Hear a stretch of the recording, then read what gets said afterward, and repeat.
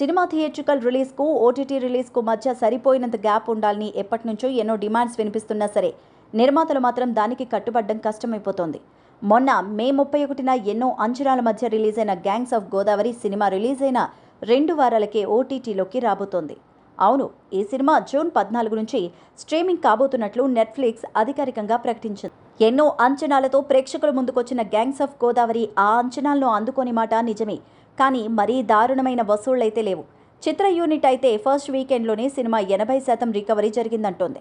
ఇక ఈ సినిమా థియేటర్స్లో రన్ అవుతూనే ఉంది. అలాంటప్పుడు ఏ సినిమా అంత త్వరగా ఓటీటీలో వచ్చేయడం దేనికి సంకేతం ఇస్తోందో అర్థం చేసుకోవచ్చు.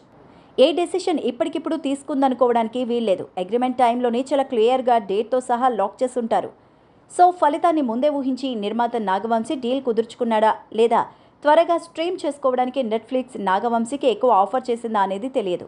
గతంలో ఇదే సంస్థ నుంచి వచ్చిన గుంటూరు కారం, టిల్లు స్క్వేర్ కూడా నెల రోజుల తర్వాతే నెట్ఫ్లిక్స్లోకి రాగా ఇప్పుడు గ్యాంగ్స్ ఆఫ్ గోదావరి మాత్రం 2 వారాలకే రావడం ఊహించలేదు.